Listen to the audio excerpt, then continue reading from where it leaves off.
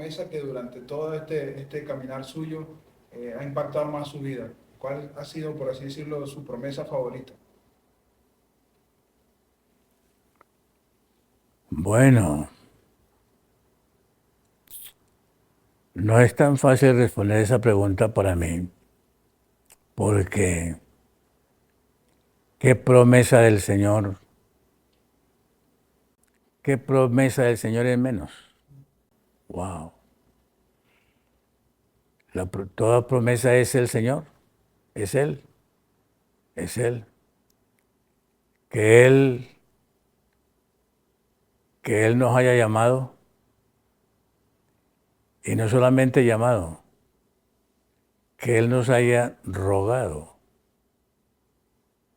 que Él se haya tenido que humillar, bajar, descender, suplicar a mí en el lodo del pecado, en lo nauseabundo de este pozo de miseria, de egoísmo, de orgullo, de suficiencia propia,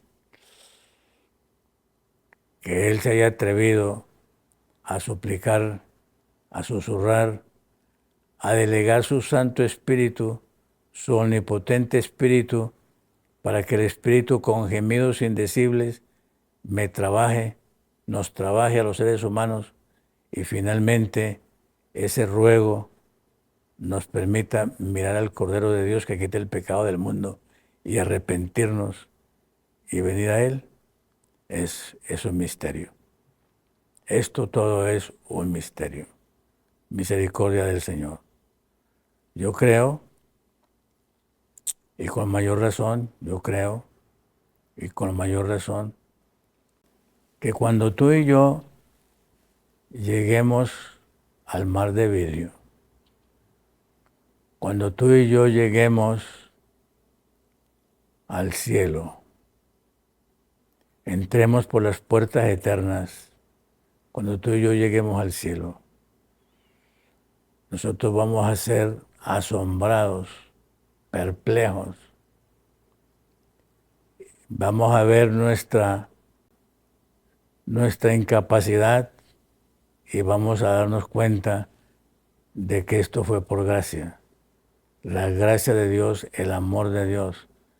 Qué amor del Señor tan misericordioso que te permitió a ti, me permitió a mí, nos permitió a nosotros ser salvos y participar de la vida por toda la eternidad, viendo que nuestra miseria y nuestro pecado fue tan terrible, realmente nosotros solamente quedaremos anonadados, sorprendidos, mudos, en silencio, frente al asombro de que Dios nos ha salvado por su misericordia.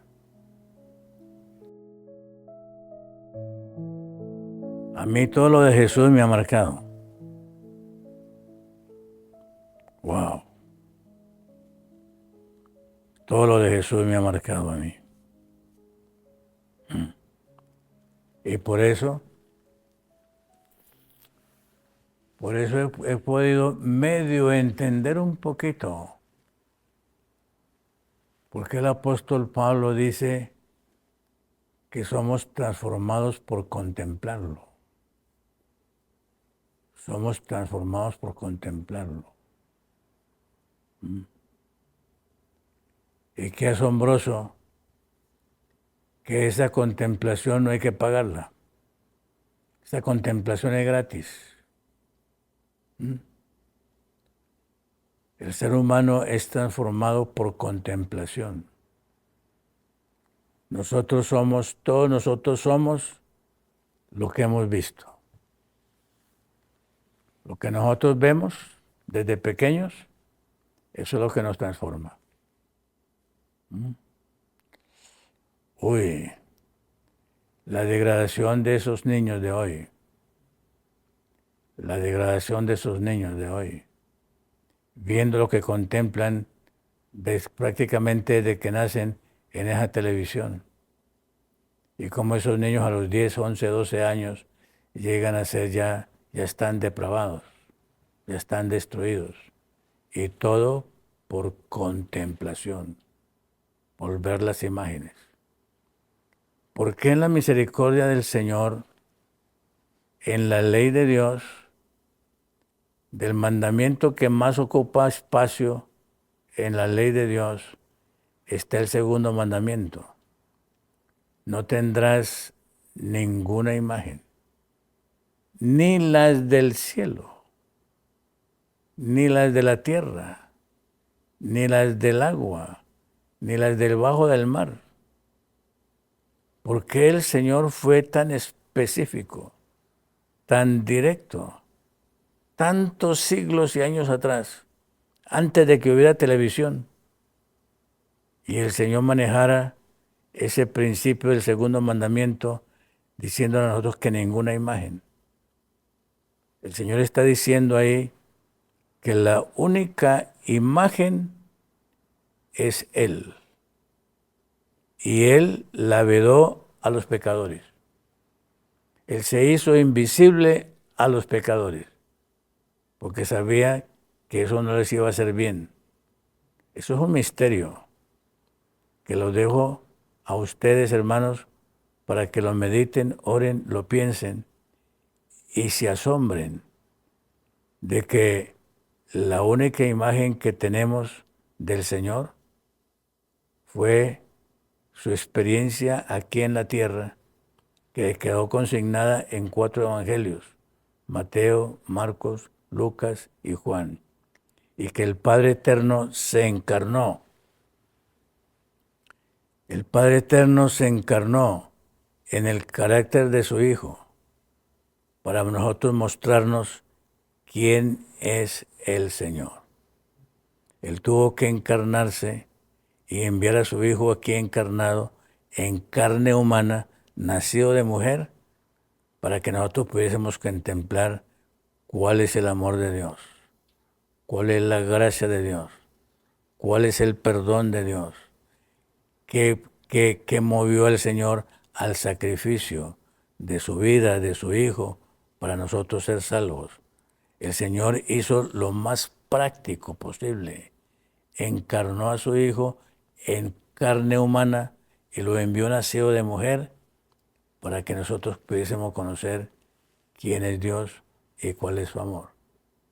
Y por eso el relato de Mateo, el relato de Marcos, el relato de Lucas y el relato de Juan son 4 testimonios, 4 testimonios claros de 4 personas que lo palparon, que lo tuvieron cerca, que vivieron con él, comieron con él durante varios años, y el Señor nos dejó ese testimonio para que tú y yo contemplemos el carácter de Dios desde 4 perspectivas y 4 experiencias diferentes, y nosotros no perdamos la salvación, no perdamos el testimonio y no tengamos excusa de que no recibimos la revelación de Dios.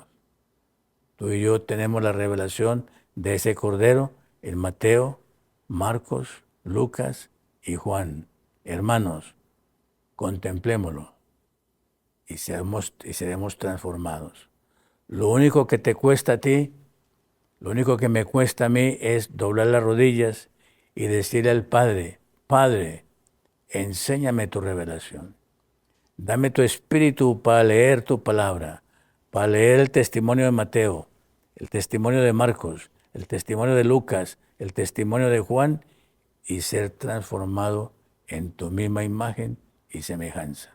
Somos transformados al contemplar. Si contemplamos a Jesús en estos 4 evangelios, seremos transformados. Y déjeme terminar con el siguiente pensamiento. Tú y yo, todos nosotros, somos transformados por lo que contemplamos. Tu vida, tu ser, tu carácter, tus hábitos, tus costumbres, todas son hechura de contemplar a algo o a alguien. Eso es lo que nosotros somos. Y tú y yo volveremos a ser semejantes al Señor si le permitimos por la fe contemplar en Marcos, en Mateo, en Lucas y en Juan, contemplar en los 4 evangelios el carácter, la vida, la historia de Jesús. Por eso fue que el Señor se encarnó. Por eso fue que el Señor se encarnó. Y déjenme terminar este pensamiento leyendo un versículo cortico que todos conocemos de memoria. Y está aquí en el Evangelio de San Juan, en el capítulo 1. Y miren este versículo, en el capítulo 1 de San Juan, versículo 14. Y aquel verbo fue hecho carne y habitó entre nosotros. Y vimos su gloria, gloria como el unigénito del Padre, lleno de gracia y de verdad. Todos nosotros tenemos la oportunidad de contemplar en los evangelios el Verbo, el Hijo de Dios, a Jesús. Y lo que vamos a encontrar es el unigénito del Padre lleno. El verbo aquí es el verbo pleró. Y el verbo pleró en griego, que se traduce aquí por lleno, quiere decir tan lleno que se derrama. Y no solamente tan lleno que se derrama, sino que se derrama e inunda el piso. El testimonio de Jesús cuando vino a esta tierra inundó la tierra, inundó el mundo y nos dejó a nosotros la revelación de esa inundación y la dejó escrita en estos 4 evangelios, en Mateo, Marcos, Lucas y Juan, para ver al Verbo, para ver a Jesús y tú y yo embriagarnos de ese testimonio, embriagarnos de ese amor y nosotros poder reproducirlo, poder recibirlo, experimentarlo y devolverlo a nuestros semejantes. La tarea que tenemos es, llenos de esa plenitud, ver su gloria. Y eso es todo lo que necesitamos.